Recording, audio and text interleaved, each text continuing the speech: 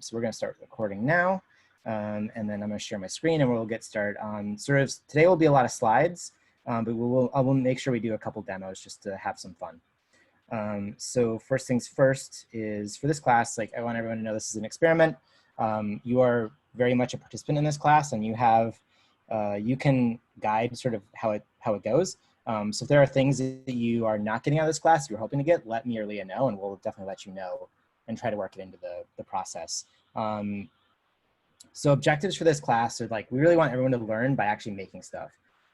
My personal belief is that you could watch lectures about doing all this stuff endlessly, and that still wouldn't help you actually make things.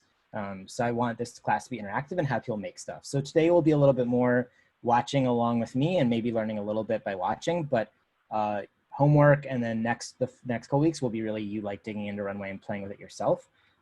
So hopefully that really is the best way to learn. Secondly, I want everyone to understand sort of the basic concepts of machine learning and how machines think about images. So I have personally found that folks who use Runway but don't understand the machine learning process behind it will struggle a little bit more. So today we're actually going to go a little bit into how machine learning works. So hopefully that helps build your mental model, so you can then actually dig into Runway and sort of understand how it's working and what it's doing.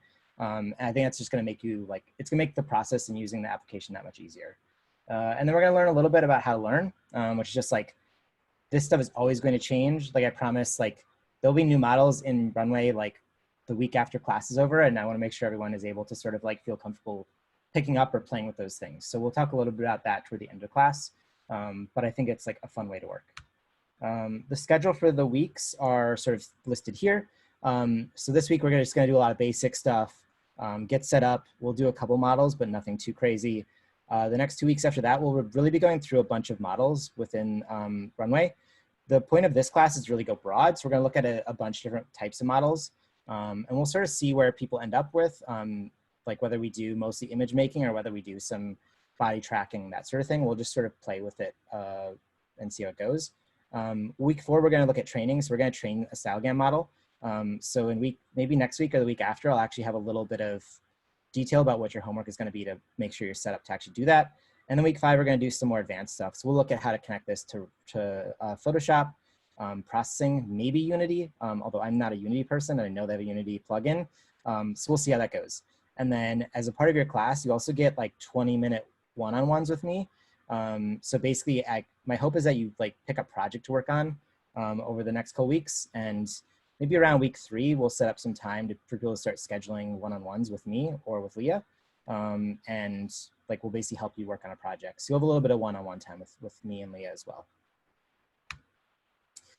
So there are expectations of sort of the amount of homework you have in this class. So I would say this class for Moises is this is the light class. The AttnGAN class will be very intense, way more homework. So this class is 3 to 6 hours of homework. And that's sort of up to you. The more you want to invest in your homework and come to class with questions, the more you're going to learn. I recognize we're in a crazy time period and not everyone has this much time to do whatever. So it's up to you. It's sort of up to you how much you want to learn. And I've sort of, I always show this slide to folks because I know that everyone has different jobs and everyone's doing their own thing. So the way that I approach these classes are that you have 3 approaches that you can do. You could do every single homework assignment I give you, which is going to be maybe 3 to 6 hours a week of work. And you will learn a lot if you do that. Your second approach is just to follow along each week and find one big project to work on. And you'll definitely learn stuff like that too. It's a pretty helpful way to learn. But also it's not my recommended method, but if you just want to show up to class, look at the lectures, follow along, you'll learn some stuff. You probably won't learn as much as I would like you to, but I also understand that everyone has their own schedules right now. So it is totally, I'm not grading you on homework. There's no grades for these classes. So you should feel free to do what you want to do, and we'll take it from there. So next, a little bit of introduction to me and Leah. So obviously I'm Derek Schultz. I hope you've seen some of my work to sign up for this class. If you just decided that I would teach it and I'd be fine, thank you. I appreciate that confidence in me. So I'm a product designer by trade. I work at MailChimp during the day as a product designer, but I do a lot of generative art and machine learning stuff outside of the office. depending on, you know, everyone's experience level, like I started learning machine learning about 2 years ago, actually a little bit over 2 years ago now. I took a class at SFPC, and it was some other SFPC people here. And I learned from a lot of these folks. So if you're not familiar with these names, I definitely recommend looking them up. Lots of great people who are doing various things with machine learning. Cristobal is actually the inventor of, or like one of the founders for RunwayML. So I caught some of his stuff before he'd even made Runway. But these are really great people. I learned a lot. I sort of learned in a similar class setting to this. I had a week where it was every night from like 6 to 9 p.m. I had like a very intensive class. All of these different instructors threw various things at me. And then I took like 6 months off from machine learning because it was like way too intense. So it was a lot to be thrown at. And this class will hopefully be less to be like, it'll be more structured and not just like each individual artist throwing things at you. But it will be a lot. So I understand if you're just like, I kind of need a week off. That's totally fair. Since then, I've been sort of making stuff. This was some of my very earliest projects. So on the left side here, we have a GAN. There's a thing called DC GAN, which no one uses anymore because it's super old. And by super old, I mean it's 3 years old. And then on the right, we have a style transfer. And this was like a very early style transfer for me. And this is sort of the work I do now. So this is still a style transfer, but it sort of takes different layers of manipulation using Photoshop and other things, and then getting really fine-tuned detail out of style transfers. So this was a piece I did for Baffler magazine. So I tend to work some of this stuff into like different processes. These are some other pieces I've done for Baffler. So again, this is sort of working this using what's called next stream prediction and building that back into my illustration style. So there's sort of a lot of different pieces here that I work with. And I see that someone in the chat. Cool. Yeah, so I'm gonna have Leah talk about herself. Hey, I'm Leah. Next slide. That is me. Next slide. I started my foray into doing art, or doing like technology and art together with SFPC, which is the School for Poetic Computation. I went to their fall session in 2019. Before that, I guess my beginning with machine learning started about 2 years ago, where I worked as a machine learning software engineer. I studied computer science. I worked for Facebook for about like 1.5 years before quitting, and then doing some freelance research on, I guess, next slide. Oh, there you go. Yeah, so this is the research I did. We trained some GANs to make some novel artwork and presented it at a conference. And yeah, since then I have mostly been focusing on like teaching AI and mentoring people in AI, and just kind of giving back and helping other people with their machine learning for artwork journey. Yeah. Cool, yeah, and if you're not familiar with NeurIPS, NeurIPS is one of the biggest conferences for AI, and getting to present at even the artistic like Neural IPS shows is pretty big. So I'm very happy to have Leah part of this class, and she's great. Yeah. Yeah. Okay, so now that we've done a little bit of talking, I want everyone, let's work on actually making an image. So I want to actually run some things. So what I'm going to have everybody do for our first demo is I'm going to have you think of a sentence, and I'm purposely making it as vague as that. So think of a sentence, and then I want you to put that sentence in our Zoom chat. And I'm going to have Leah pick out some of her favorites while I get set up. So take like 2 minutes to think of a sentence, and I'm going to start pulling up Runway.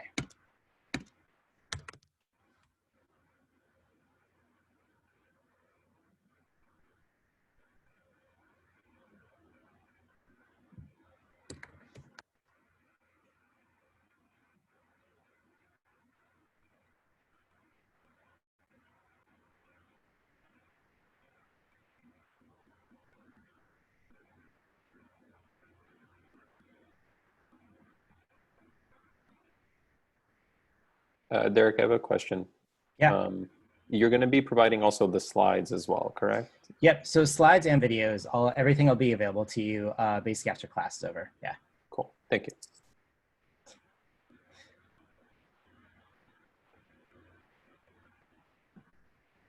All right. So take 1 more minute and put in some. If you haven't put in your sentence yet, put it in there.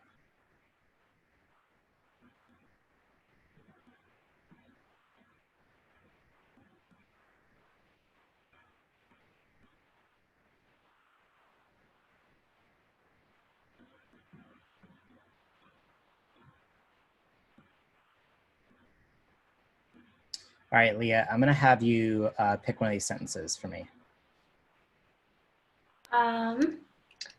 Let's see.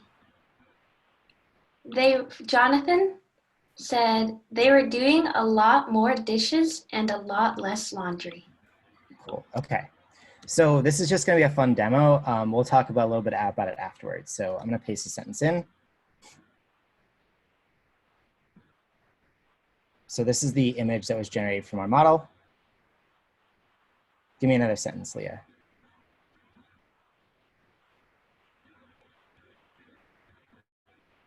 You're muted. By Naoko, find the moments between moments. Cool. All right, so we're going to take this sentence here, copy it, and we're going to paste it in. And I'm saving all these images. I'll make sure to put them in the Slack channel. All right, so that's the image that was produced from that sentence. Let's do 2 more sentences. Is the internet down? Okay. By Roy. We'll see if this machine learning model knows about the internet. Oh, that looks like some servers. Yeah. Okay, one more. From Jesse, all that we see or seem is but a dream within a dream.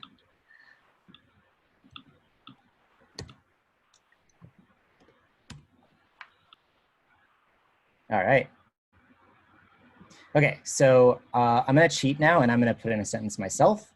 So I'm going to put in, the dog was playing at the beach. So they got to spell beach right. Okay, so that was the image. This one produced, I'm going to type in one more sentence, which is the car was parked by the beach.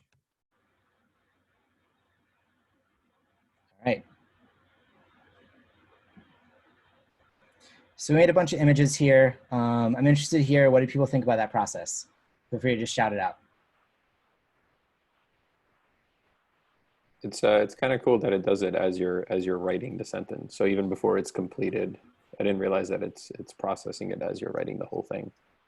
Yeah, that was interesting to see.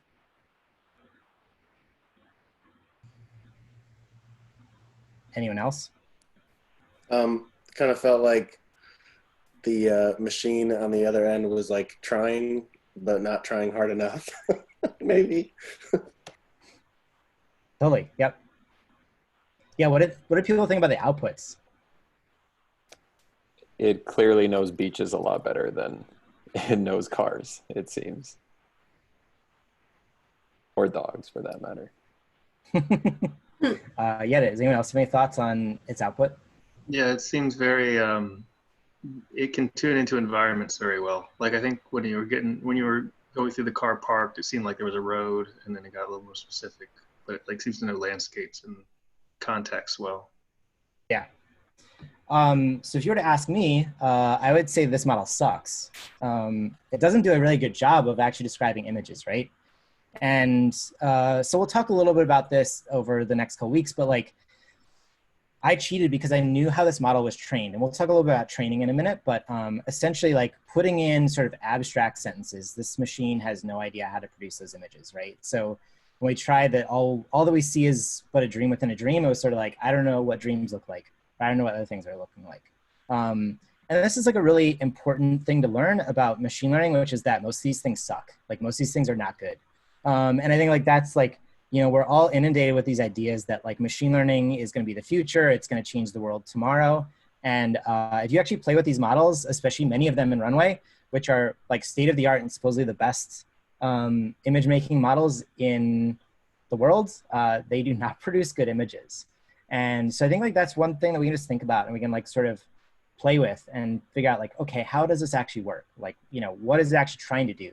And I think to a couple of people's points, like it understands beaches better than other images, right? If I actually were to, I stopped this running, but let me restart it. So the way this model is particularly trained is it's trained almost backwards. So people will find images and then they give it descriptions and then the model tries to learn what images are in like the text descriptions.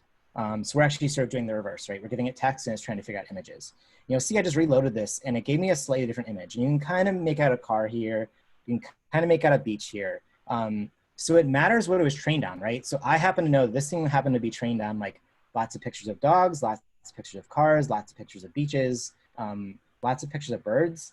So like, because I know that it was trained on that, I know it's going to understand those a little bit better. So we'll talk about that in just a minute about how training works. But this is a very common problem within Runway where you're going to open up a model and you're going to start playing with it and you'll be like, I have no idea what it's doing. And part of what the fun or frustration of Runway is to try to figure out what it's doing. And there's a couple ways you can do that. And we'll talk about that today. But really quickly, I just want to go through a couple things about some of the basics of machine learning. Wait, can you show us an example where it rendered it out really well? Like if it does have a sentence, you know? The car on the beach was well. Okay. Unfortunately, right, cool. yes, that was the good version. Yeah, and that's the truth of these models. They're not particularly very good. Or like the images they make, you can kind of see where they're coming from, but they're still not really doing great. So let's jump over to our slides here again. So okay, so go ahead, yeah. About just where we were at. So we were looking at an AttnGAN model that's pre-trained on these data set of images. Yep. We didn't have to do any of the training that comes already within Runway. And when you're running it, you're getting a preview image, and that preview is already hitting a GPU, is that going towards credits, or this is a preview image beforehand? Yeah, you're jumping a little bit ahead of me, which is great, but like, yes, essentially there's a server that's already running and you're being charged for that. So I'll definitely talk about that in this class. And you obviously know what you're talking about, but yes, there's a pre-trained model. When I start running the model, it is charging me credits. It spins up a server in the background and it's serving me images directly from what I'm giving it as inputs. So that is a live testing or inference of what it's doing. Okay, I guess I'm just curious, like how as a student, it's like playing with Photoshop, but every brushstroke like goes to your credit card, like which is okay. It's just like learning how learning works now, or how playing works now. And so that's like another part of this system that's been really interesting to play with, but it's also because how easy it is to, like, even though it is these like odd outputs, like to get that output otherwise, like with a whole, like, your own pipeline takes so much work. So like totally. And we'll talk about that in just a minute, but yeah, I'll talk a little bit about how Runway works and why you might want to use it. Yeah. So really quickly, I do want to go through just how machine learning works at like the 5-minute version. And we'll probably take a break after that. So really quickly, machine learning 101. Most people hear machine learning and they think this. They think that this is a robot that's going to take over the world. And as you've seen so far, like the robots are pretty fucking stupid. So they're not going to take over the world anytime soon. So this is when people talk about robots or like Terminator or whatever, what they're really talking about is a thing called general AI. And general AI refers to robots, refers to supercomputers, and it's basically science fiction. Almost no real data scientist or person working in machine learning or AI today believes we're anywhere near close to doing that. So even when you hear people talk about IBM Watson, which is like a supercomputer, it's really just a bunch of other AI models put together to make it look really smart. But there's no there's no higher level intelligence. So what we're going to talk about in this class, and what most machine learning folks talk about, is what's called narrow AI. And that's code that does one thing really well, or one thing like fairly well, or one thing poorly, right? So in the case of our AttnGAN model, that was code that tried to convert sentences into images. And that was all it did, right? It doesn't like respond and say like, here's why I think this is what you're telling me, or that sort of thing, right? It only converts sentences that we provide it into images. And it's very, very important that you understand that almost every model that we're going to look at this week, or like in the next 5 weeks, does one thing and one thing only. And often a lot of times people will come in and they'll say, oh, I want to take this model and do this with it. And it's like, well, that's not what the model is trained to do. So you have to be very aware of what the model is meant to do. And then your job is to either do that exact thing or like expose like weird eccentricities in the fact that the model doesn't do a certain thing well. And I've got some examples for that we'll look at later. So one example, which is my favorite example of one thing that it does well, is what's called a CycleGAN model, and it converts horses to zebras. That's all it does. Converts horses to zebras. We can watch this again, and you'll see like it's really not even that great at converting horses to zebras, right? Like this post is now a zebra. These other things are now zebras. But this is a case of where like this was state of the art 3 years ago. 3 years ago, people were blown away by this. And to be fair, it's still pretty interesting. It's still pretty amazing. But this is a case of where the model was trained to do one thing and one thing only. It converts an image of a horse to an image of a zebra. And actually, when we probably won't talk a lot about CycleGAN in this class because it's not actually something that's available in Runway, but it's actually it's very interesting how this model works. If anyone is interested in this, I have videos about CycleGAN and other stuff. So it's pretty interesting. Okay, really quickly, here's how machine learning works. And the more you remember this, the more you'll be able to understand how Runway works. So all machine learning has 3 steps. There is a step of a data set, and we'll talk a little bit about what data sets are. There is a step called training, where you are training the model on your data set. And then there is a step called testing, and that is basically when you prove that you can convert a horse to a zebra. So we'll talk a little bit about how Runway handles each one of these things. But for the most part, Runway does testing really well. It does not do data sets and it does not do training as well as I would like, but it does do some of it. So it's important to remember that most of Runway is going to be around testing, and we'll talk about what that means later in class. Okay, so a data set. So you probably hear data sets talked about, or like big data or other things talked a lot about. And to some of us, that means my information, right? My information is a data set that Facebook collects and hoards and keeps from me. The truth is most machine learning and data science folks do not think about your individual data as a data set. They think about many, many people's data as a data set, right? So I know where each one of you is located right now, or like I could figure that out. That is what's important to me, right? Is where do humans live? Some of them live in Seattle, some of them live in Los Angeles, some of them live in Uruguay, some of them live in New York. Like that's what I'm really looking at, which is a collection of different people's data to be combined together. When we talk about most data sets in this class, we're talking about collections of images. And just like I can't just grab a bunch of random images, I can't just grab a bunch of random humans' data. I want to think about a very narrow slice of things that I know about a large group, right? So it might be, I know everyone's location. For image data sets, it might be, I have 1,000 photos of horses, or I have 1,000 photos of zebras, or I have 1,000 photos of flowers. So when we talk about data sets, we're usually also talking about like a pretty narrow like definition of data for images, especially. And this will come up when we talk about training later, especially when we talk about training style GAN. You really want to think about like how narrow your data set is. That's very important to think about. So how does training work? So training takes this data set, in this case, let's say 1,000 photos of horses and 1,000 photos of zebras, and it puts into what we call a model or what we call a network. Model gets tossed around in 2 different sections. This will get a little confusing. But the important thing to think about is this is where coding happens. Someone wrote some code that says, I want to convert all of these images of horses into images of zebras. So someone writes a particular way in code to do that. And once you've trained the model through this network, you get what's called a model. So people will sometimes refer to models as this thing and as this thing. And they're both right. I want you to think about a model as the output of how we do something. So this model says, here is the way in machine language to convert a horse to a zebra.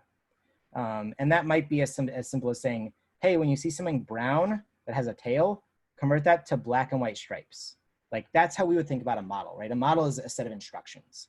And obviously to a machine doesn't take instructions the way a human does, but it does take instructions. So this is the way we build a model. And we use a network or an architecture, or you'll hear this referred to as a model as well. But it's important to know which of these models we're talking about in these cases. So then testing. Testing is a way of basically like almost going backwards, right?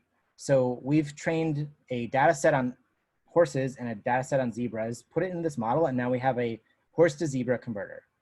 So when we want to test, what we want to do is actually the backwards of it. So we want to feed it a horse, or we want to feed it a horse and a zebra to have them combine. We put that back through our model, and then we get an output of an image, most oftentimes an image. So in some of these models, we'll get things like text back or things like points and space back, but usually it's like an image for this class.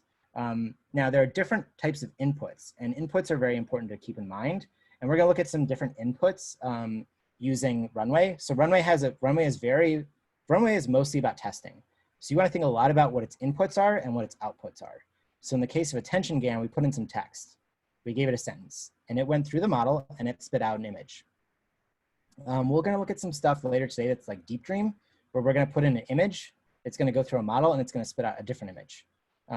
So one of the most important things to know in Runway is what's the input for this model?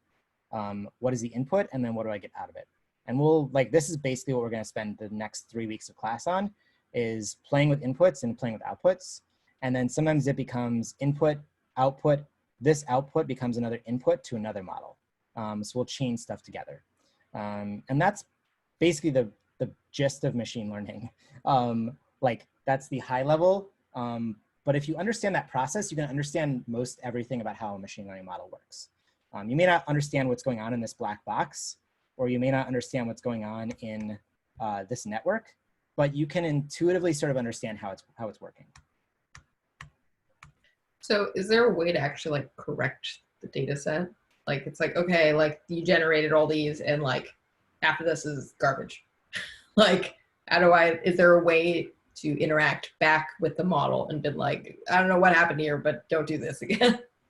So most of machine learning where like the high-end ML data scientists are working is here.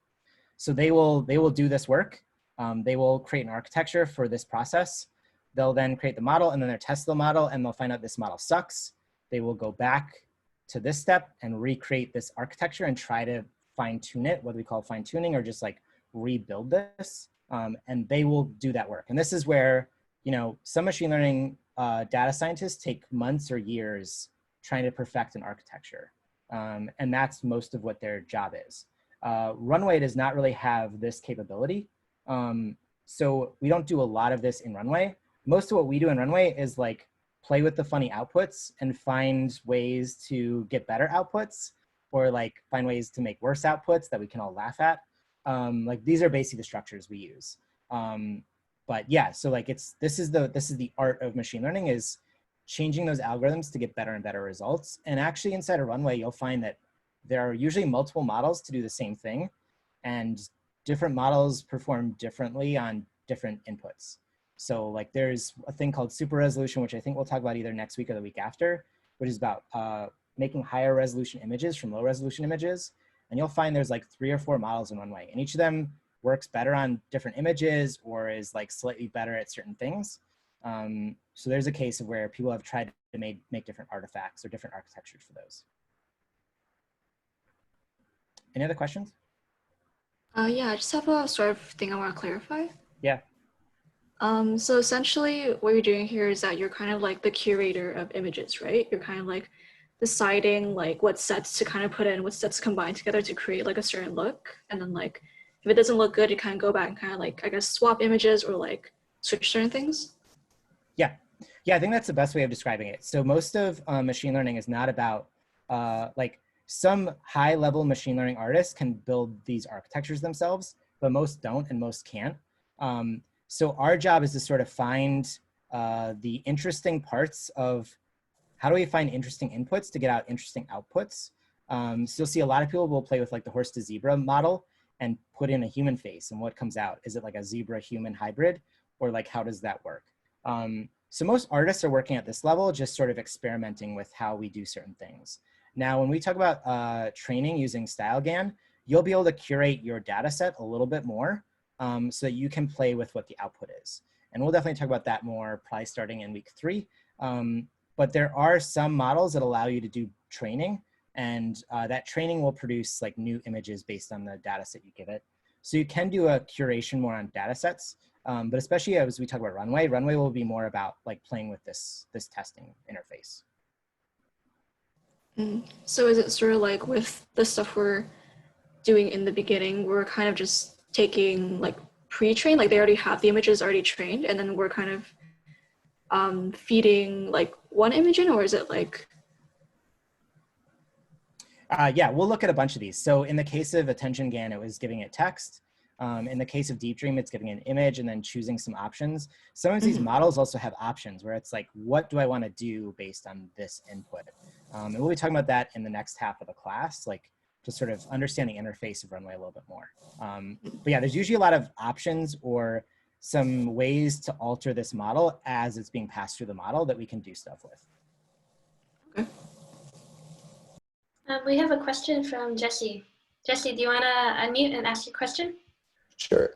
I guess like related to these questions, the retraining, does Runway support the concept of transfer learning where you could leverage all the existing trainings and add in just a bit of your sort of your data set to tweak? And is that where the StyleGAN that you were starting to talk about for week 3 really kicks in?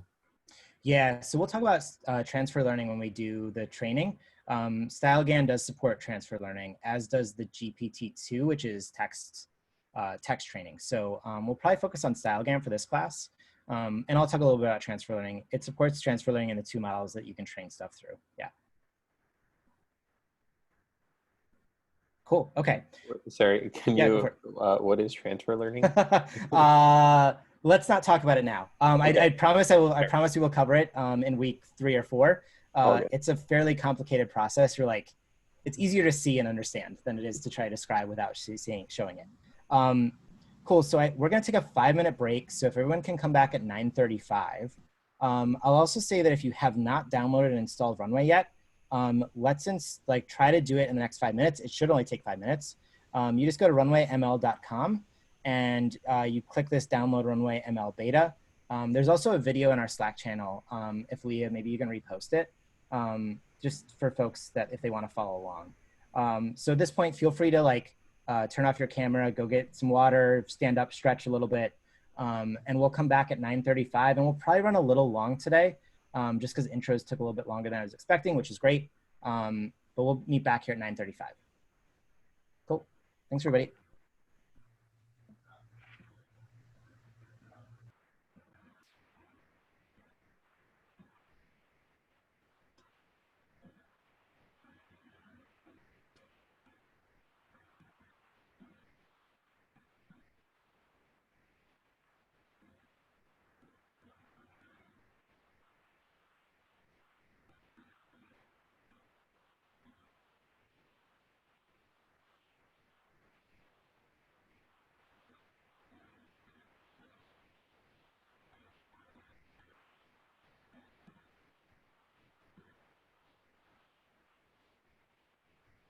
Cool, no worries. Thanks, Jesse. Thanks for letting me know. Okay, so we should get started again, just because I want to make sure that we get through stuff without sticking around for too long past class.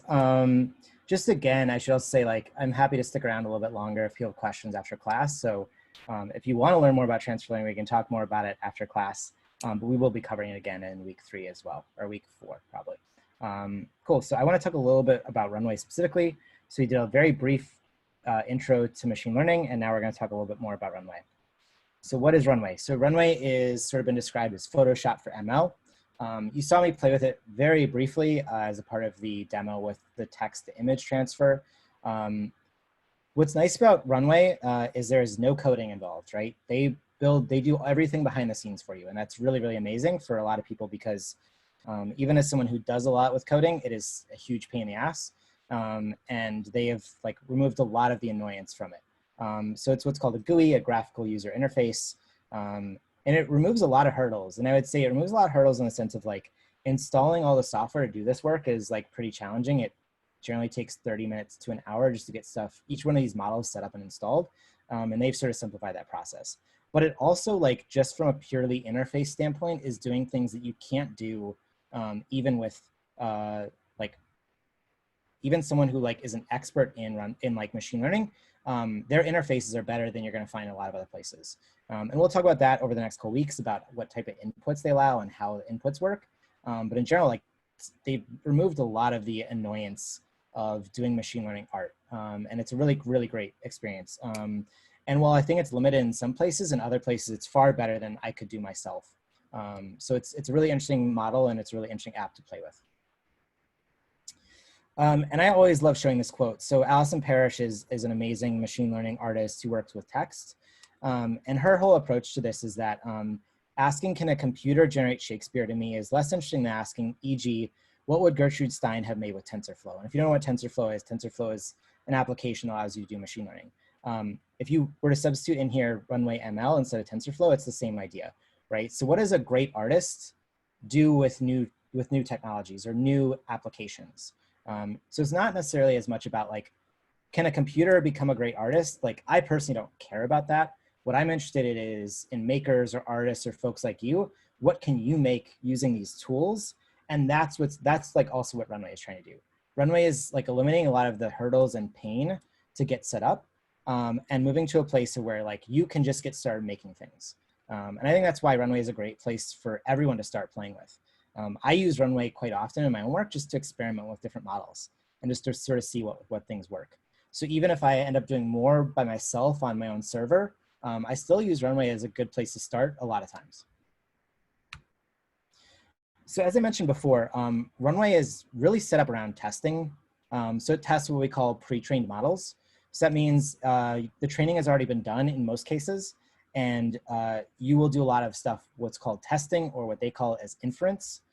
Inference and testing mean the same thing. So it's basically like giving a pre-trained model an image or an input and getting an output from it. Over the past maybe 3 to 6 months, they've started adding more training. So they now do training around StyleGAN, which we'll talk about again a lot more. They also have a training model for generating text that is called GPT-2. We probably won't be looking at that in this class, but if you are interested, I can send you more resources in that. And then just last week, they added some new tools to help people produce better data sets. And I will say this is like very, like I would actually make this like very, very narrowly slim, like how their tool is set up to do this. We'll again look at this probably in like week 4 when we're doing our StyleGAN training. I have a bunch of other videos around doing data sets if you are more coding inclined, especially if you know command line or using Python. I have a bunch of videos on how to create really good data sets by scraping Instagram or Flickr or any number of sites. So we'll talk a little bit more about data sets as we go along. But for the most part, we're going to talk about training or testing over the next couple weeks. So as I mentioned, Runway really excels in pre-trained models. And what that means is that most times when people release these models, they release it with a couple pre-trained data sets that you can experiment with. So horses to zebras is one of the famous examples of a pre-trained model that people could play with. So you could upload photos of any horse and it would turn them into zebras. You've probably also seen style transfer, which we'll talk about next week.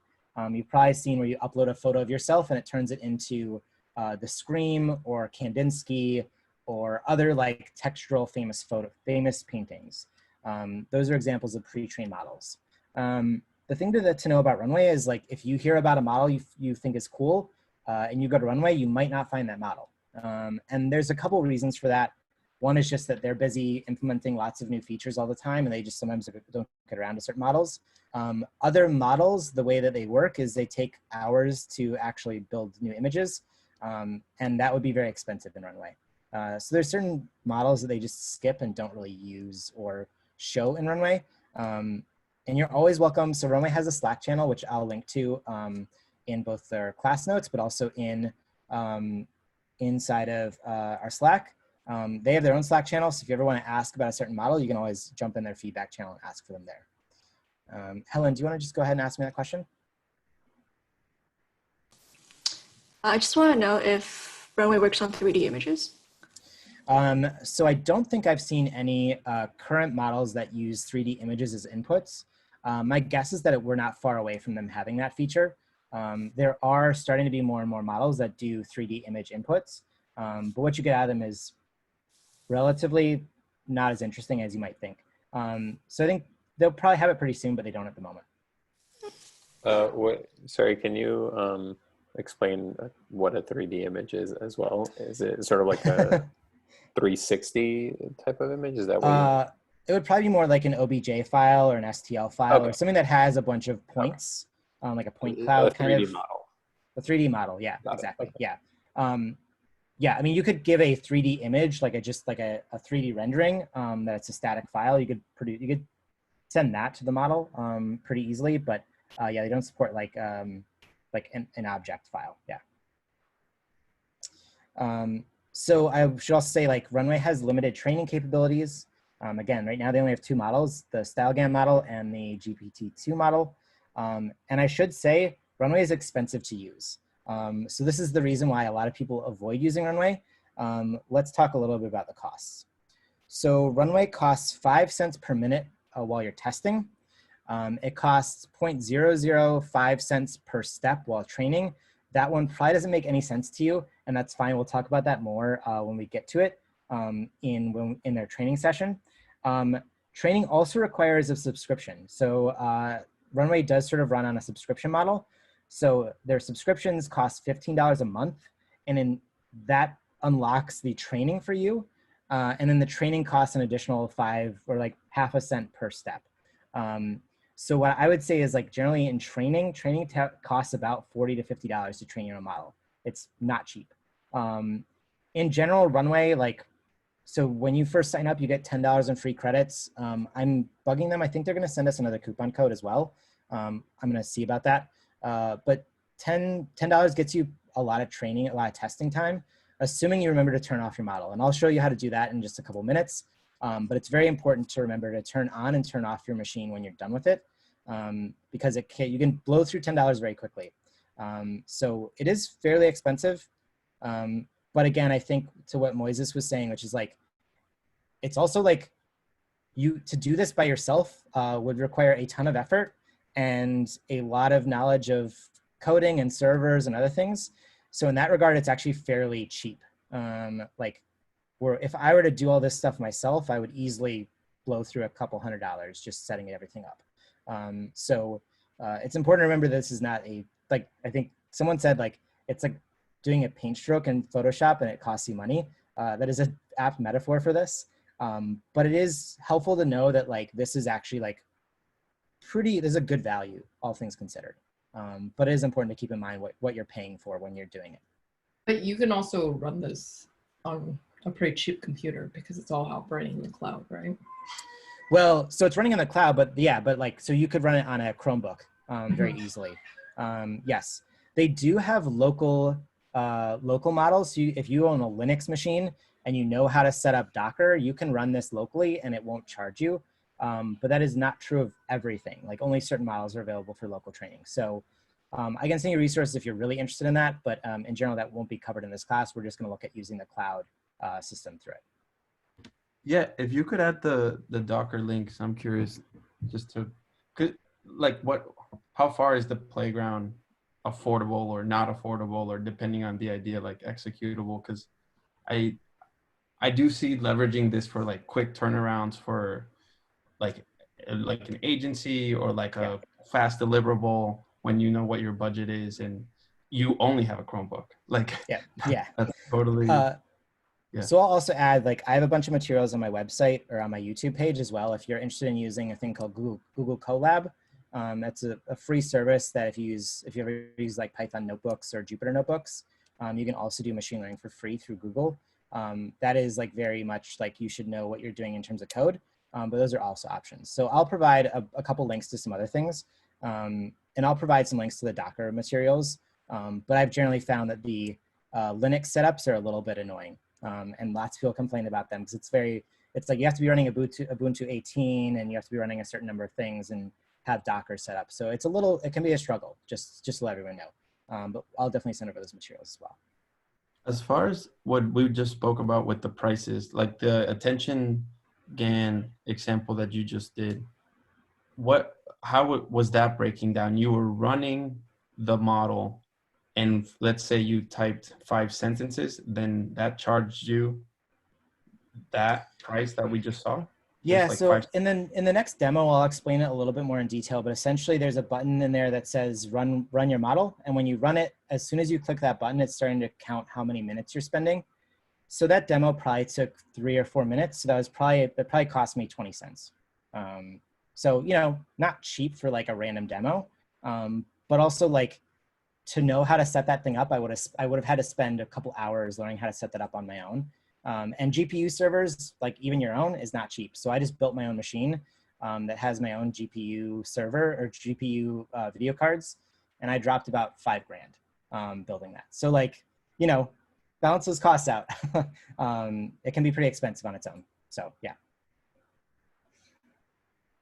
Okay, so I do want to talk just really briefly about how Runway works. I'm going to just sort of demo, like just walking through the Runway app. If you've never used it before, or even if you had, you might not understand how these sort of things work. So I'm going to talk a little bit about where the models are, what workspaces are, and what training is, and then we'll look at how to export. Probably won't cover exports as much because we'll do that more in week 4 and week 5, and then we'll talk a little about where your settings are and where to find out how much money you have left. Let me make sure that that's all we're going to do. Cool, yes. So I'm just going to jump over to Runway really quickly. So when you first, I'm just going to quit this and restart it.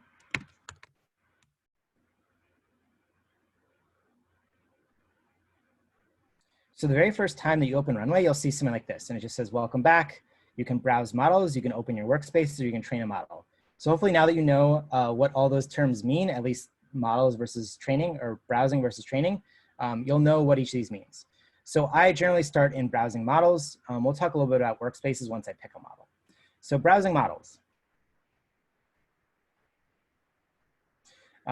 This interface, when you first load it, is going to sort of show you just all of the different models that are available to you.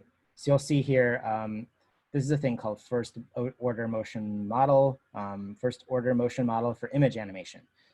This is GPT-2 trained on film data sets. TAT2, AttnGAN 2. So you might not know what any of these mean, right? And you're just gonna sort of scroll through and be like, well, there's lots of things here. I don't know what any of these mean or like what any of them do. How do I pick? So part of your homework is gonna be to find a couple models and just play with them. A recommendation that I have for you is, also I should note, my machine is open, but is not charging me any money. So like having the app open doesn't charge you anything. It's only once you start actually running a model. So I'll explain that in a minute when we actually play with a model. But it's important to know you're not being charged right now. There's no like, the app is open, so now I'm losing money. That's not how it works. It's important to know how it does work though. So one of the things that I recommend doing when you come into models is go to the category. So see over here, they have category, and the first thing they have is community, and these are all StyleGAN models. So these are all models that other people have trained in StyleGAN and released to Runway. I would generally skip this one unless you're really interested in seeing what other people made with StyleGAN. There's a lot of stuff in here, and to not be too rude, but there's a lot of crap in here. Like, so just skip this one. Pick any of these other categories and you might find more interesting things to play with. So image synthesis is what you would guess. It means making images. Motion capture is, I think, Nye, I think maybe you were talking about this, which is like, how do I capture body motion or other motion and be able to track that? Text-based are text generators. So there's a couple different ways of those. Recognition is sort of image recognition. So I might hold a pen up to my screen and it will like highlight it and say this is a pen. Or I might hold up a can of soda and it might say this is a can. That's image recognition. Post-processing is like super resolution, what we talked about, which is like making higher resolution images or other things. Style transfer is a particular category of this transferring style from one image to the image or content image another. We'll talk about that way more next week, but that might be interesting. And then workflow is, what is workflow? So workflow is stuff like edge detection, text detection, cropping, other sort of like workflowy tools. Predicting depth from 2D images. So this is a case of where you can't input a 3D image, but you can get a 3D image out, or like get a depth map out, which you could project to 3D. So each one of these categories, when you select them, will show you a couple different options. And what's really important to know about each of these options is each of these is essentially a model. So you'll see here that they're sort of named. This is YOLO v3. That's a particular type of recognition model. YOLO stands for you only look once. Dense cap is another type of image recognition model. So all of these are models that you can sort of learn more about. What I recommend doing is just looking at the list, and what you can do when you come over here is click on this Learn More button. So If you just click anywhere on your screen, it's gonna like bring up the model for you, and that's gonna be really annoying. Make sure you learn a little bit more about the model before you do that. So again, on the side here are workspaces, browse models, training, and exports. We're gonna go back to our models. We're gonna come back to image synthesis. We're gonna hover over this and we're gonna click on learn more. So when you click on learn more, it's gonna pull up a page that says, here's how this thing works. So generate similar images based on the input image. Maybe you don't know what that means. The first time I tried this, I didn't know what it meant either. So then you'll sort of read through this text and you might understand a little bit more about this. It's a little confusing. One thing I like is this sidebar here. This sidebar here will actually be one of the more helpful things. So look, you'll see input type is an image, output type is an image. So remember, now we know what that model says. It says you put in an image and you get out an image. You'll see a size of CPU. So this cannot run on your CPU. This must run on a GPU, which is why we're using a server. There's some other information here. There are keywords here. Sometimes the keywords are helpful. So this is generative. That means it creates things rather than finding things. Image generation, you might not know what these terms mean. That's fine. The last thing that's actually fairly important for this, if you want to really get into machine learning, is at the bottom here, you'll see there's a GitHub repo, there's a Colab notebook, and there's a paper. And papers are really important to read, or at least like scan really quickly. So if I click on that, it's going to open up this thing called archive.org. You don't even know what that means. Click on the PDF over here, and you will see the scientists who made this model wrote a paper about it. That's basically how scientists work. They write papers. The papers get published, and they get famous for publishing these papers. I won't go through this paper now, but the paper will be full of both math and images and text. And I generally gloss over the math, read some of the text, don't understand half the text, and then look at the pretty pictures. And the pictures will help you understand what's going on in the model. So if I would go through here, you'll see this is a network. This is what the architecture of these things look like. There's lots of long mathematical equations that I do not understand and could not tell you what they mean, and I will skip those. And if I keep scrolling through here, eventually I will see some images, right? And if you read the caption, you read the image, you can start to understand how this thing works. So what it's doing is it's apparently, if you give it a photo, it will find the closest representation of that in the model, right? So if you get a photo of this Labrador, that's a Labrador, right? Maybe not, that's not a lab. I don't know, I'm bad at dogs, I'm better at cats. If you input that, you will get out a dog that looks like this. So that's how this model works. So reading the paper is really helpful. So if I close that out and go back to Runway, now I understand a little bit more about how this works. So browsing a model, this is just how you browse and understand. Bernie's Mountain Dog, thank you. So this is just how you understand how one of these models works. When you want to actually start to use a model, you'll come over here and you'll click on Add to Workspace. And in general, I recommend that you add it to a new workspace. When you click a new workspace, it's going to say, do you want to give the workspace a name? It's up to you if you want to give them a name or not. I generally just use their funky, like auto-generated names. They're fun. I don't ever remember them. I also don't use workspaces in like a very like specific way. Like they're sort of messy, and that's fine for me. So we hit create. Now you have your BigGAN model inside of your workspace. And the nice thing about workspaces is when you have a workspace and you have a bunch of models inside your workspace, you can connect models together. And we'll look at that in like week 3. So don't worry about like connecting models together for now. Just look at how this model works. And you'll see over here that we have an input. So the top part of this page is the input, and the bottom part of this page is the output. And you will see that there are 2 potential input types, right? So either up here, or in this drop-down menu, you'll see there's an option of a camera or an option of a file. And when I pick camera, it's gonna turn on my camera, and it's gonna show my face. And I could use my face as the input for this model. I don't know what it's gonna show up as, but it's like a possibility. The other option is to give it a file. So I could go find a Bernese Mountain Dog and actually like upload an image of that and start running this model. Now again, I'm not being charged yet for this model. You'll see down here at the bottom is the Run Remotely button. When I click this button, that is when it starts charging me. So when I click Run Remotely, and you'll see it says starting, click to stop. Basically, as this starts, at some point along this path, you are going to start being charged for your time. So maybe now it's starting to like count on the clock, right? So it's saying, okay, it's 9:57. So at like every minute, it's going to charge me 5 cents. The size of model these can sometimes take a while. So like someone's loading these models can take a couple minutes before it's ready to go. So Mercedes, go ahead and ask this question while I'm loading this up. Yeah, sorry, it fell off. It just occurred to me right now. What about the image proportion? Do you get the same image proportion you put as input in your outputs, or the sets, or if you're just providing a bunch of images? So different models will work different ways. So I'd say in this model, it's probably going to generate a square image just because a lot of these models do.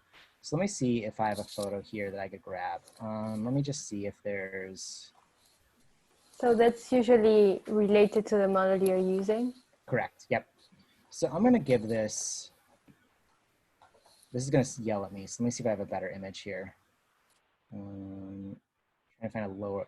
The other thing is like the resolution of your images matter. Generally feed it a low resolution image because it's going to yell at you if you upload something really high res. Let's try it though.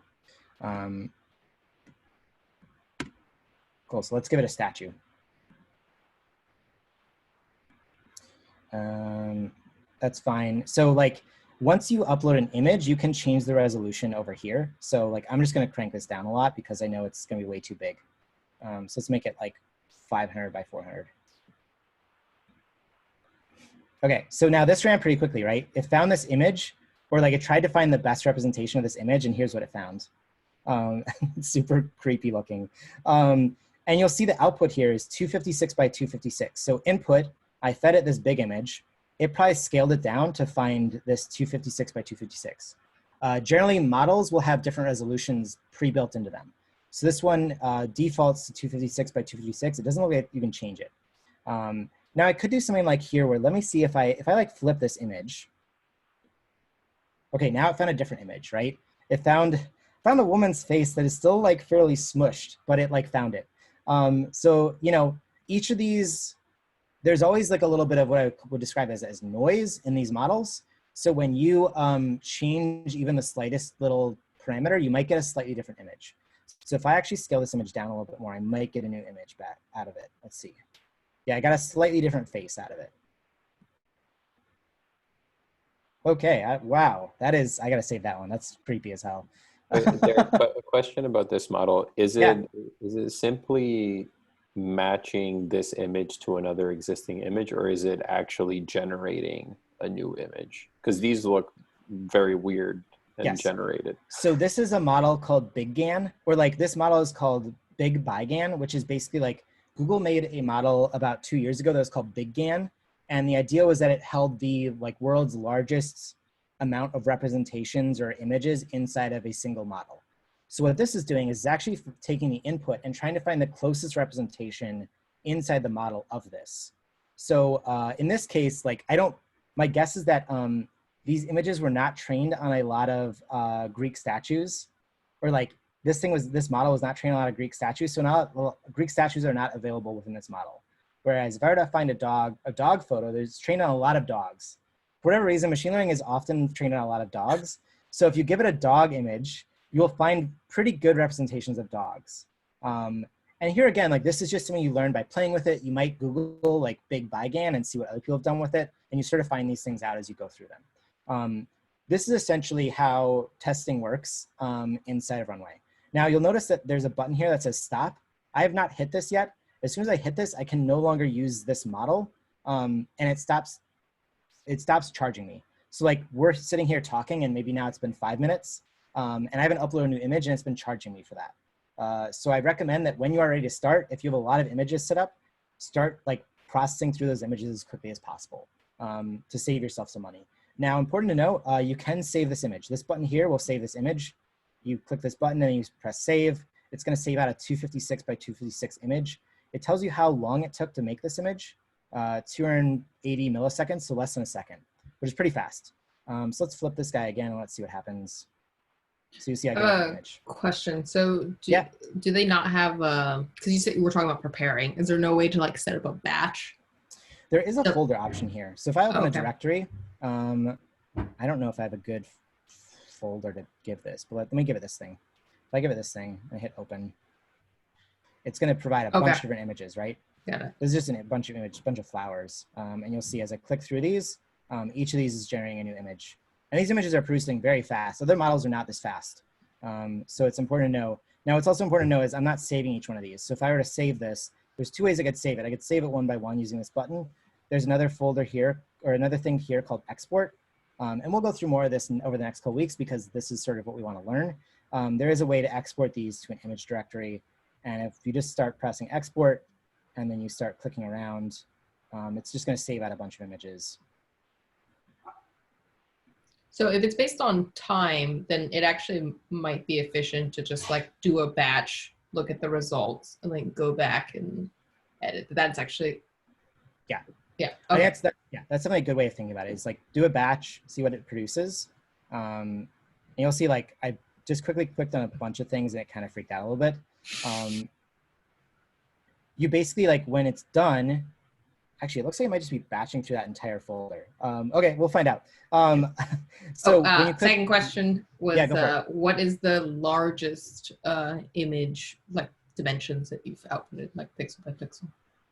It really depends on the model. I've done up to 1,200 pixels on the longest dimension using some style transfer models. Every model has a slightly different requirement or like input-output behavior. And you have to sort of, you have to kind of play with them to learn, or just ask me, and I probably will know. So this particular model only spits out 256 by 256. Like that's just what it does. Now we could, again, in a later class, we could chain this to a super resolution network and get higher resolution images out of it. But it's also important to know that like those high resolution images are not that much better. They're just like slightly nicer looking. So now that I've hit stop export, and there was a stop export button here, when I hit stop, now I'm able to stop this entire model. So when I hit stop, I'm done. It's gonna stop charging me money, and that's important to know. So if you see this button is purple, that means it's not charging you. When it's red, it is charging you. I always recommend that when you are done with Runway, just quit it.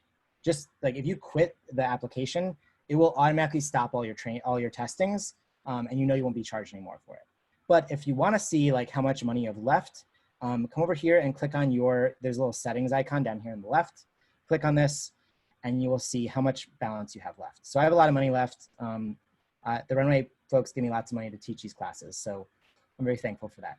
There is also a place to get more credits. So if you run out of credits and you want to get more, you can click this button that takes you to their web interface where you can give them your credit card and get more credits. If you want to do some training over the next month or two, I recommend buying a creator plan before you give them more credits because they give you a discount on credits going forward. So if you spend $15 a month on their creator plan and you then give them $20, I think they give you another $5 in credits or something. So I'd recommend if you want to do some training and want to like spend maybe $100, sign up for a plan, and then you'll get some money back, and it'll pay for itself pretty quickly. There's also a button here that says stop all running models. You're welcome to do that if you want to. And then because I have their creator plan, I can manage my subscription from here. So that was a very quick overview of Runway. We're going to definitely go through more of it over the next 12 classes. Are there any immediate questions about using this? I had a question regarding BigGAN. Yeah. So since on the categories on the right side, when we were looking at like the model info, BigGAN was a category, right? So yep.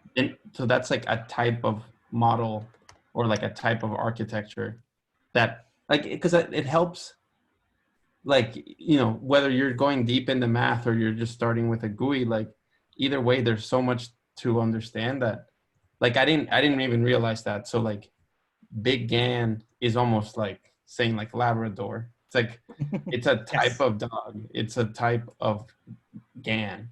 Yep. And so this is like a breed of that. And then the other thing was, even though you fed it the same image and you changed it by like 3 pixels, it gave you a different looking thing that looks like it, but it didn't look like the previous one. So if you were to feed it a frame of animations, you're not going to get like a smooth thing. Like it's kind of like you're still throwing a dice. Yeah, most of these models have some sort of randomization built into them. So there's always a little bit of noise. So you're right. If you were to feed it a bunch of frames from a video, it would not be smooth. It would not be a smooth animation out. It would be sort of like noisy and sort of like flashy in a little bit. And that's just because the way these models work is they add a little bit of noise and randomness into them to make sure that they're not just producing the same image over and over again. That is one of the things to know about these models, and there's really no way to fix that inside of Runway. And outside of Runway, there are ways to fix that a little bit, but it's generally like true that you will struggle with that. I want to mention that you brought BigGAN. So this is BigGAN, which does the image comparison. There is also a model called BigGAN in here where you can just generate images directly from this model. We'll probably look at this maybe next week or the week after. But if you ever are interested in like, oh, I heard about this model, like you can just go up here and just type in. So like the one we worked on earlier today was AttnGAN. So if you just type in AttnGAN, you'll see that it pops up. I'm trying to think about, is there another one? There's another one called Shape Matching GAN. So if you type in shape, you'll see there's a shape matching GAN here as well. So if you hear about a model and you want to see if it's in Runway, you can just come in here and search. Hey, Derek, another question, one or two kind of. Yeah. Do you know how many models there are currently in Runway? And then two, is there like a rating system where we can know whether or not a model is bad before we use it? That's a great question. Actually, I would love if Runway had that feature, if you could rate some of the models. So if you look here at when you just click all models, you'll see it says 121 models found. My guess is about half of those are StyleGAN models. So there's probably like 40 like individual models in here. And so that's like, something to know is like, there aren't a lot of models in here, but there are some really interesting ones to play with. And people are adding them sort of like semi-frequently. Like I would say every week there's maybe a new model or two in here. And anybody can add them, or how does that work? Adding a model requires you to know how it works and a little bit of coding. So I've added a single model in here. I might try to add another one in the next week or two that I might want to show off. But yeah, you can add a model. They have some documentation on how to do it, but you generally do need to know how to code some stuff together. Okay. Yeah. I have a workflow question, Yeah. Derek. So like when you're kind of working with these things, you have to understand the size of them. Do you set up like a folder for your input and an output folder, or is there like, because are you using video or do you use images, or just sort of like workflow when you're using these models? Like what do you kind of approach? Yeah, that's a great question. And I would actually love to like actually think about that more for this class. So I personally use Runway as more of an exploratory thing. I might come in and look for a couple models and just feed it a couple images, see how it works, and then I might build my own. But I think for this class, it'd be really great if we figured out like good workflows. So I think something like having an input folder and output folder, and then making sure that you select the output folder. Because one of the things that's a little annoying is they only really let you select one output folder. So your export directory is set here. And I think your and this is exports for trained models. There's also a output from your models. So like keeping that in mind is actually a pretty helpful thing to learn to think about. So one of the things I think would be great for this class, actually, if people decided like, hey, I want to write up like how I actually approached a workflow for this. Because I think other people would greatly benefit from that. So if that's something you're really interested in, I think doing some writing or contributing to that is like really helpful. I'll try to give that some thought too for the next week or two. And do you like output, like you said, I mean, this might be getting ahead, but you said chaining models. Would you say it's like better to like output all the images and then do the next wave on it and kind of, or is it kind of better to create a workflow that has all the models chained together? I mean, or is whatever. I mean, I would probably say if you know you're going to chain stuff together, to chain it ahead of time, because it's probably going to be like a little bit of shorter time period, because it's going to spin up those two models together and sort of chain stuff that way. Whereas if you do it one at a time, it'll be like one model's on, one model it might cost you a little bit more. But that's actually a really interesting question. So I've mentioned this before, but Runway has a Slack channel, and I think like these are great questions. I haven't seen anyone ask in there yet. So if you do want to like see what Chris or some of the founders think about this stuff, like it's great to like think about how to ask those questions. Yeah. And I'm happy to talk about this all the time as well. One question I had was video output models. Are there any already implemented that you recommend? Video output. So video actually can happen through a couple of these models. So all the StyleGAN models can produce video. I'll talk a little bit about how video works. Video is a little tricky because most of the models that produce outputs for video use an input called vector, which we'll talk about more next week. And that means you want to kind of control it using a secondary application. The vector input using Runway's interface will not give you smooth transitions. So you'll actually want to use something like P5.js, which I have some code for if anyone's interested. Like this is probably what we'll talk about in like the last week of class, is how to like sort of chain these to maybe models you're already using, whether it's Photoshop or Unity or processing. So we'll talk about some of that toward the end of classes of this course as well. Like video is a little bit tricky with machine learning because it has to be a model that supports like sort of transitional steps. When you speak of transitional steps, and again, this is back to like trying to understand the whole cloud of language that's around this. Yeah. But is a transitional step like a way of thinking about latent space, like all the outputs of a model? Okay. Yeah, and we'll talk about latent spaces probably next week when we talk about vector inputs. Yeah. Chris and a couple other people had a question about if we'll be covering scraping data sets of high-res images. Yeah, so like I said, I have some videos already online about how to scrape some data sets using Python or using the command line. Clearly not everyone in this class has command line or coding experience, but usually that's like unfortunately one of the easiest ways to do scraping. So what I would say is, I think Stacy said she's happy to help out. I'm also happy to help out in scraping some stuff. One of the things I think we're going to try to do for this class is Lee and I will probably try to put together some pre-built data sets. So if people just want to play around with training and just want to use data sets we already have, I'm happy to provide some. If you are interested in making your own, like let's talk about what you would want to make, and there may be easy ways for someone in the class or one of us to actually help you do that. Yeah, I would say like if you have ideas for data sets you want to collect, think about them this week as part of your homework, and also like definitely like ask in the Slack and be like, oh, hey, I want to grab images of blank. How would I do this? Yeah. Cool. Yeah. And there are some tools, like there's like Chrome extensions that allow you to download images all at batch from a website. That might work for you. We'll just have to sort of dig around and see what we can do. Really quickly, I want to go back to the slides. So I have another demo left, but I'm obviously like 15 minutes over time. So I want to make sure that if you have to drop off, take care of kids or just do other things, you can do that. Really quickly, I want to talk about the homework. So the homework is literally to do what I basically just walked you through, which is like find a model in Runway and play with it. And don't feel like you have to know what you're doing all the time, or like you have to produce beautiful artwork. Like that is not the point of this homework. The point of this homework is to like just play around in Runway and try to find some things to make. So I'll put this homework in the Slack channel just so everyone knows about it. But basically, like find a model, explore it, and then hopefully I would love people to just post what they find in Slack. Like, hey, I've used this model. I think the inputs are this or the outputs are this. Here's what I tried to make, and like ask us what questions do you have? Like, I noticed this thing has 2 inputs. What do I do with both? What do I do with 2 inputs? Like, how do I use this? So like, I am a big proponent of like just messing around, even if you're uncomfortable and you like don't know what you're doing. That is fine. If anything, that's going to generate more questions for Leah and I to answer. And we're happy to answer stuff during the week as well. So like, if you're playing with something, you're like, I don't know how this thing works. How do I play with this? Just let me know.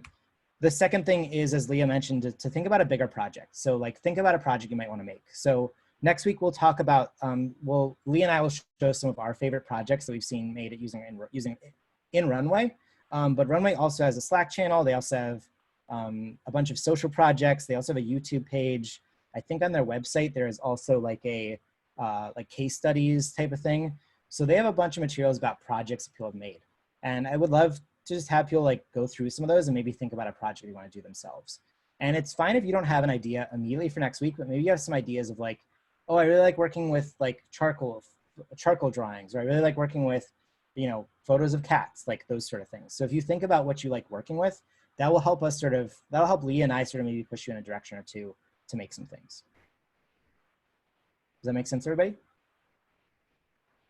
Oh, sorry, I just had a question, like really quick. Yeah. I was wondering for training data sets, what are like the limitations of Runway compared to like if we were to kind of do it on Python or something else? So training in Runway is basically square images, and you have to like be able to upload those images to their cloud system, which means generally it has to be under 5,000 images, which I'm sure most of you that won't be a problem. But square images, and I would say the minimum number of images you should have is like 300 to 500. So you need to collect a decent amount of images. And we can talk about that more in the next couple weeks, but that's probably I would say square, hopefully high resolution. And by high resolution, I mean about 1024 by 1024. If you want to go smaller, that's fine. But obviously you get a smaller output out of those. And then about 300 to 500 images. And I also have some materials from a previous class about data sets that we can post in Slack and in the class notes that I think also might help sort of people understand how data sets work and ways to think about them. All right, cool. Cool. Okay, so I'm gonna, sorry, go ahead.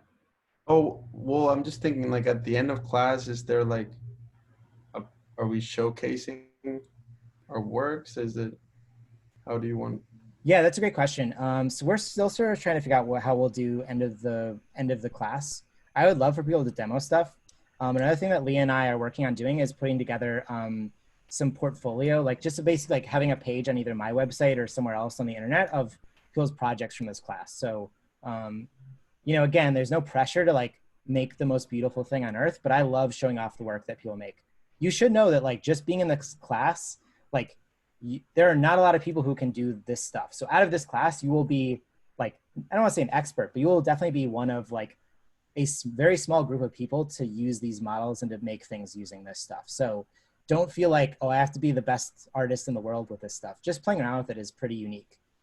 So I think Leah and I will probably talk about more about like how we can do sort of an end of the class showcase, as well as, you know, where we can post stuff afterward. But it would be great to have a lot of people's work at the end.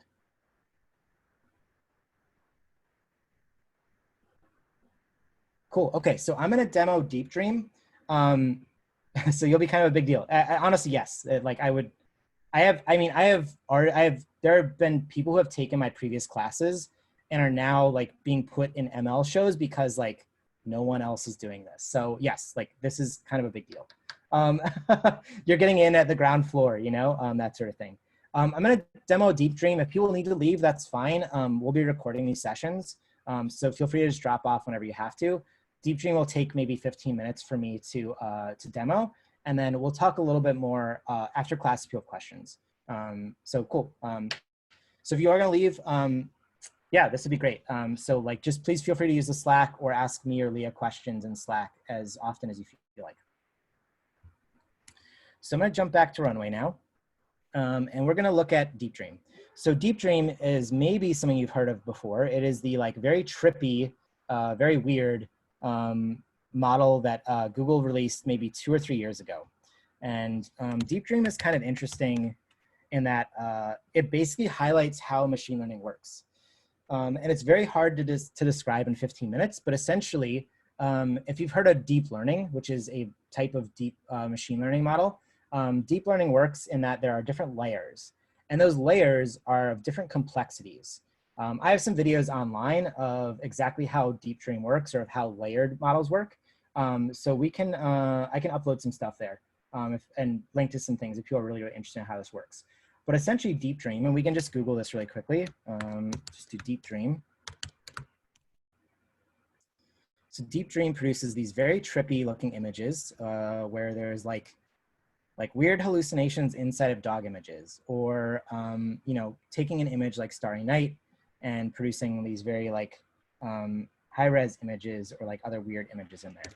So we're actually gonna make these inside of Runway. Runway has a pretty straightforward, simple interface to make some images using these things.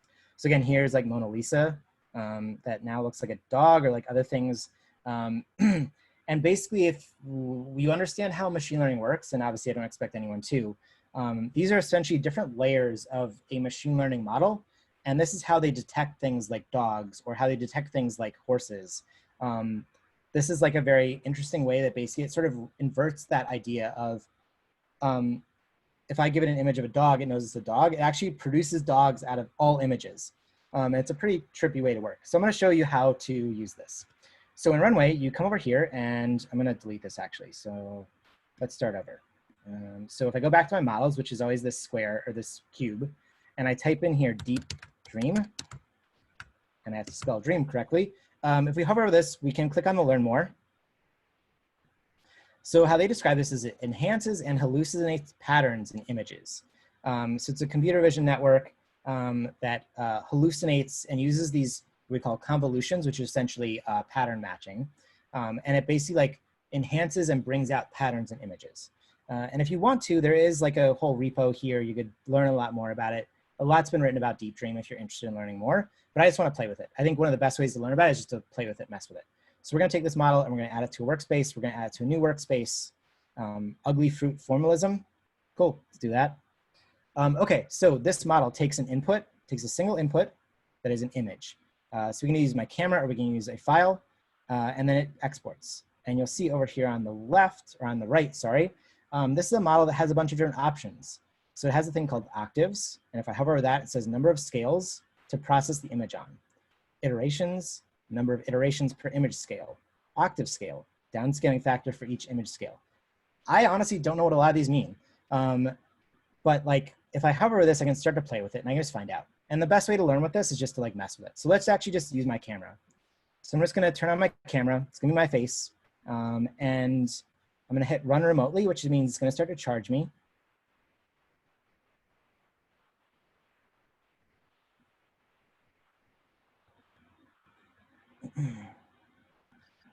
And once it's set up, it's gonna create some images. So Helen, I think your answers are gonna come from when you see what this produces.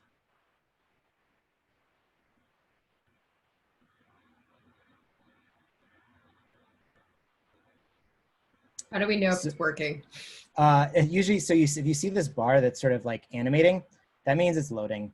These things generally take a little bit of time to load because what's happening in the background is it's spinning up a server, it's setting up Docker on that server, it's then letting you like talk back and forth to that server.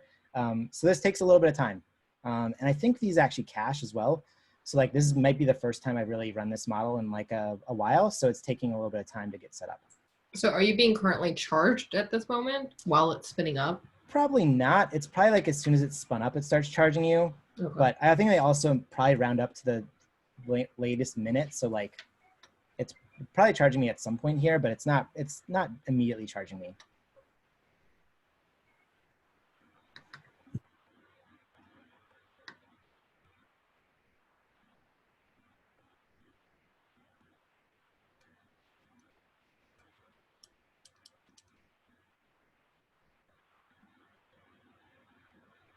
It's taking even longer than I expected. This can be a combination of a couple of factors. It could be that a lot of people are using Runway right now, which is probably not happening. Or it could be that my internet is slow. It could be that there's actually something wrong with their model. This is a cloud app company, so there are always issues with clouds and that sort of thing. So we'll just we'll wait a little bit longer and sort of see what happens here. There we go, now we're running.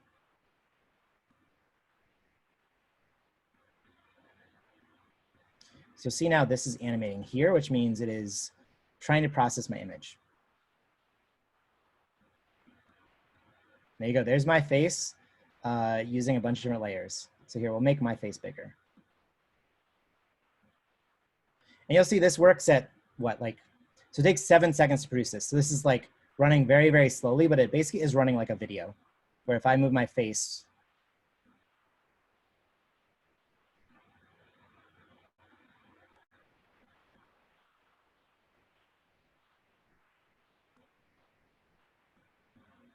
there you go. All right, that one's pretty creepy. Let's save that one down.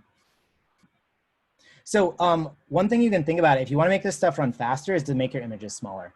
The bigger your image is, the faster it's going to take to produce these. So if I make my images smaller over here using image options, you'll see this was running a little bit faster now. Now the next thing to know is that these features here are the different layers. So this is sort of what's called like, I think like the puppy slug. So if I want to change, the names of these, or I want to change the types of layers that it's showing, if I change these sliders around, it's going to give me a different image.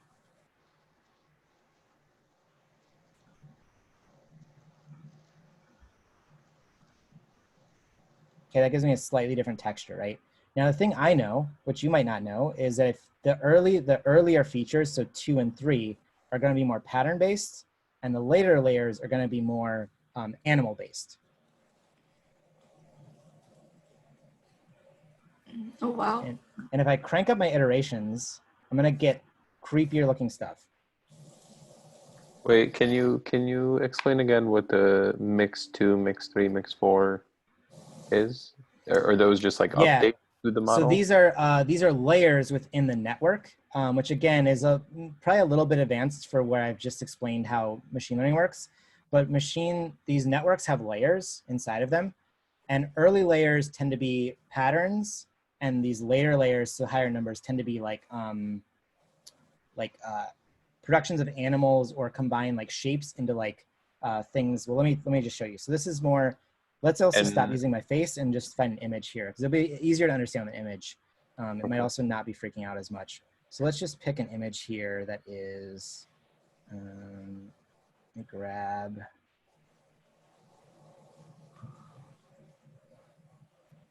This is something I demoed earlier. So let's use this image. It's again a statue.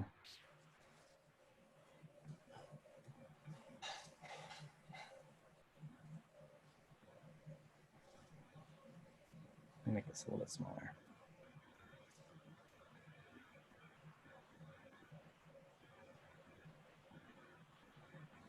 Okay, so with this image, when I'm using just this, when I'm crank up this like feature mix 2, you'll see it's more like sort of like water droplets and other shapes.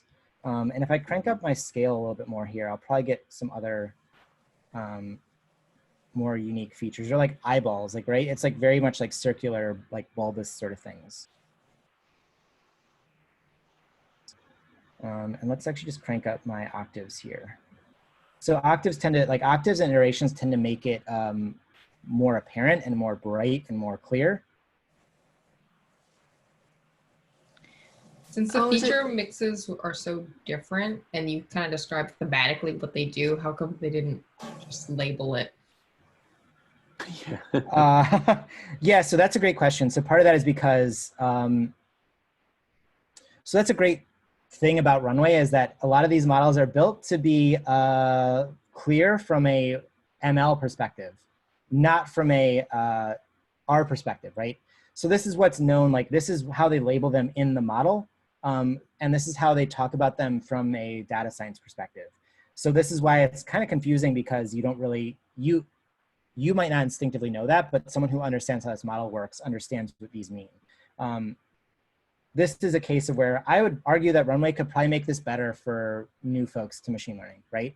Like this could say puppy slugs, or this could say, you know, pagodas. Like there are different images in this.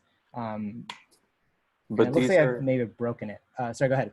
Sorry, these are like, I guess, tabs that you add a weight to the image, right? A kind of bias or something. And then yeah, so this is built into the actual Deep Dream code, or are these like, yeah, this is built into the Deep Dream code. It looks like I broke something. Let's stop this model and rerun it. This happens sometimes too. If you see a little like exclamation point with a red dot, that means you might have broken something, or like it wasn't expecting something. So we can restart it. Yes, so these are things built into the Deep Dream code. The mixing is sort of a thing that I think whoever produced this model like makes available, but it is something you could do through the code as well. So actually, let me find a new image in here. Let's actually pick a different image. I wonder if these particular images are not great. I was wondering if like the features are basically just changing like the sensitivity of each layer, kind of just like how much it kind of detects. Like, because what I'm kind of getting from this is that it's kind of like, when it's like higher sensitivity, it kind of like sees more images within the image. So it's like this circle, like it might just be a circle when it's like lower sensitivity, but when you crank it up, it's like, oh, it's actually an eyeball. Like it sees things that aren't really there. Yeah, and it sees things that aren't really there, but it sees things that it might look for in a model that was what's called a classifier. So if I were to feed this an image, or if I were to feed this image into like one of these classifier models, it might learn this is a flower, but if I were to crop in on a certain section, it might say it's an eye. And that's essentially, it's doing the reverse of that. It's like sort of like, here's what I see in all these different areas that I think could be enhanced to mean a certain thing. It's really interesting. I don't know what's going on here. Something's breaking here. So I demoed a bunch of Deep Dream stuff in using Colab, which is a little bit more it's a little more like coder friendly than it is than Runway is. But that might, I'll link to that video in the class notes as well, just so you can sort of see other features of Deep Dream. One thing that's important to note here is like, this is a fairly limited set of features or like things to play with inside of this Deep Dream model. Other models have way more available to them. It just so happens that the one that was uploaded to Runway is like fairly limited and clearly like also a little slow. Let's see if we can get this restarted. So, you know, you might see other things that are made in Deep Dream and you'll be like, how do I make that in Runway? And you might not be able to, is the answer. But you might be able to make things inside of Runway you can't make in other places as well. And this is sort of the challenge of you're learning to use Runway, is that some things are available to you, some things aren't. You might get really excited about a topic like Deep Dream and then want to actually learn how to make it using other things. So that's sort of like the balance, is like, how do I learn how to do this and other things and that sort of thing. So. I've seen some UI where I think might have been one of your YouTube videos, but essentially is that it shows an array of options versus just one image. Yeah, and that's probably what is called vector input, and that's like those are specific to a certain model. Okay. So it's a little different depending on what model you're using. This is very slow today. I wonder if it's my internet connection or something. But theoretically, if you were to keep the same settings and you were to upload this image again, would it generate the exact same image or would it always be different? I'm not sure with Deep Dream. I think it would be slightly different because, again, I think there's some noise built into randomness built into these to generate new images. So yeah, do you think you would get a different image each time? Yeah, I'm actually gonna quit Runway and restart it. I feel like there's something interesting going on here. And let's see if we can get another. I'm gonna try to get one more good image out of this model. While I redo this, are there any questions from other folks?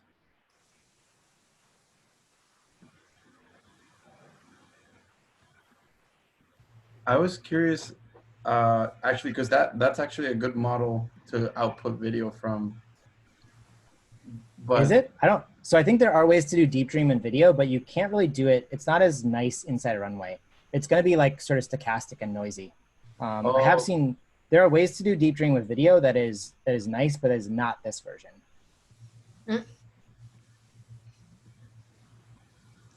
And the reason because of that is stuff that is sort of outside the scope of this class, but there's a thing called optical flow, which actually is another machine learning model that actually tracks how images animate over time and actually creates masks of those images. And using those masks, you can then actually sort of manage a little bit more of how images animate using these models. Derek, I was going to ask, are there other, like Runway is the first program that I found that's kind of filling this gap between creatives and like data scientists and machine learning scientists, et cetera. Are there other programs that are similar that I don't know if? Yeah, I'm starting to see more and more. Others, but I'm starting to see more out there. I linked to one earlier today in my Slack channel where they're actually like looking to do some grants for artists. What I have found is that Runway is the most robust in terms of like the number of different models and the number of different features available to you in it. But I would also say that like they are not, okay, so now we're loading, but they are not, they generally do like just style transfer or just sure, okay. GAN. So like GAN Breeder is one that's like only about like GAN images. So there's different things you can look at to do different stuff. So Runway is still my favorite by far, yeah. Cool. So this one is now running. You'll see this one took 20 seconds. So this model is not fast. Deep Dream actually works by iterating over the image multiple times. That's why it's slow. So if I like let's actually turn up my octaves to 4 and then let it run. It's going to take a little bit longer. Each time you crank up one of these, it's probably going to take a little bit longer to run. But you'll see here, this image is kind of interesting in that it's, okay, so that actually that was faster. Of course, I have no idea why. This one has sort of this like mealworm pattern, right? Or like a worm pattern sort of to it. And you'll see it's mostly in the background right now. And if I were to crank up the iterations, I bet you it would show up more inside of the actual flowers themselves.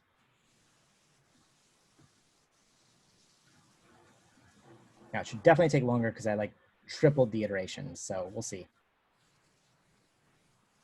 Well, still 11 seconds. It got a little bit more intense. If I change the octave scale, I bet it might get a little bit more here.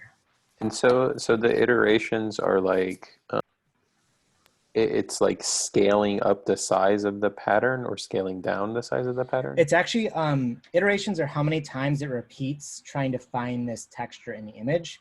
So usually you'll get more and more of the texture as you crank up iterations, because it's basically like repeatedly finding more and more of this. So it's like, if you think about these patterns as enhancing, or it's enhancing the image with the pattern it recognizes, the more iterations you give it, the more it's going to enhance this sort of texture. And you can sort of like crank this up even more.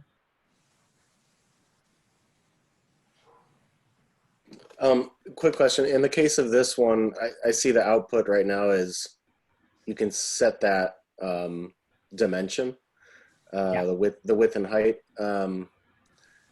Is the proportion of it dictated somehow by the person who made the model, or? So in this case, the proportion is what I uploaded is 718 by 800. Okay. So this is a model that spits out the exact same proportion, and all it does is enhance this image. And you'll see, like, I cranked up the iterations and it sort of blew out this section with like more like RGB sort of textures. I could make this smaller by just cranking this down, and you'll see that it'll like lock the proportions. I bet I could turn that off, and then it would be weird and it would like distort the image size. But I could turn this down a little bit here if I wanted to. And it's just going to keep the proportions based on the image size that I uploaded. So some models will crop it to a square and then do something with it. Other models will like downsample the size. Like you sort of like, I keep an eye on what these two things do, and you sort of learn how they work using that. It's definitely like on a model per model basis, it changes all the time.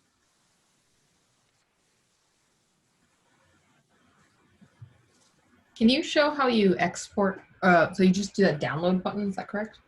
Yeah, so in this case, there's a download button right here, and you can just click this and it'll download the image. So you just hit save, and you can save it to wherever you want to. I was looking at the, I was playing with the de-oldify model, and under the export settings, like I was thinking about like, oh, how do I batch this? But then when I like go under file configurations, it gives me text. It like defaults to text, which is, I don't think what anyone would want with that. But video also does make sense. And then image directory, does that just mean image? Yeah, so what you could do is basically, if you do image directory, so I can show this now. If you do image directory, set your image directory. Let's just save it to the desktop. And then when you hit export, every time this image gets produced, it's going to save it to this folder. So this is sort of just a nice, if you like just want to play around and batch a bunch of stuff. This is now exporting. So if I like save, if I change this and then like tweak some parameters, let's just turn this one down a little bit, see what this happens. I actually don't love this Deep Dream interface. I've seen much better Deep Dream interfaces. I wonder why they chose this one. Maybe that would be something I can do. I can upload a new Deep Dream model with different interfaces. But it does default to something that is an image directory. Like it does default to text, and I don't know why. Again, they are happy to take feedback. If you're like, I wish this defaulted to image directory, they would probably look at that and say, yeah, maybe we can do that. So, okay. Yeah. Cool. So that basically is like, that wraps up like sort of this Deep Dream model, which I have to say was like a little unexciting. I feel like I could have given better Deep Dream demos using other tools. So, but that's the downside of Runway sometimes, is that sometimes the models that they have within these particular models are like not my favorites. So you sort of have to see and play around, and sometimes you find better versions, or you have to like really maybe tweak these parameters. Like maybe I'm thinking about these parameters differently than the person who made it is. So there are different things here to play with, and maybe you'll find something fun to make with this thing. So again, most common thing that people will forget to do is they'll forget to turn this off. They will like leave their laptop running overnight and like just leave this model on. I do think they have sort of a default that eventually shuts it off for you, but this is a quick way to burn through $10. So make sure you hit stop. And when you're done with the model, make sure you hit quit. That way I know for a fact like all their models will stop running. That is the safest way to make sure you're not being overcharged for things.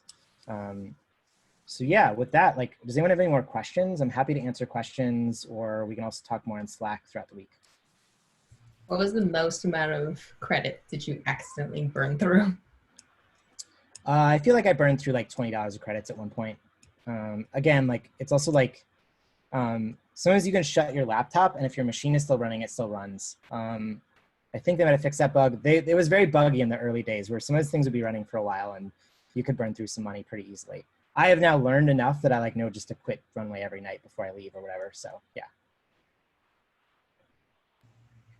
Yeah, I had I was a wondering. question. Oh, you can go. Sorry, go first. Okay, I think, yeah, I'll just, it's a really short one. I was just wondering if anyone can upload like new models, or is it just like the developers? You basically need to know how to write code in order to upload a new model, because they have an SDK, and I'm happy to link to like the SDK of how to upload your model, but you do need to know how to write a little bit of code to do so. You can't just like say, I want to use this model, and then it magically works. Definitely not. Yeah. Yeah, I had a question regarding the Unity example that they have. If you have any more info on it for like, it could be later in the week, 3rd, 4th, 5th week. That's a great one to ask the Runway folks. Like, just join their Slack and ask them there, because I have no idea. I am not a Runway. I'm also not a Unity person, so I also don't know how it works. Okay. I know a little bit about how the processing and P5 stuff works, and a little bit about how the Photoshop application works, but I don't know much about the Unity one. Okay, cool. Thank you.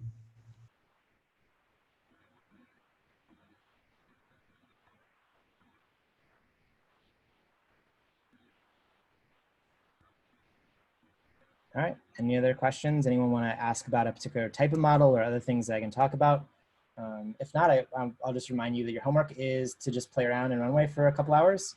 Find a model you like and just post about it in Slack, and we'll talk about them more next week, and then start to think about maybe projects you want to do, like look for some inspiration, that sort of thing. I'm happy to, I can link to some inspiration as well inside of our Slack channel if anyone's interested. Cool. Thank you. All right, awesome. Thanks everybody for a great first week. I know we ran a little bit long. I'll try to keep us on time for the next couple classes. But in the meantime, please talk to Lee or I on Slack if you have any questions. Great. Have a good night. Thank you. All right, thank you everybody. Have a good night. Bye. Thank you. Bye, everybody.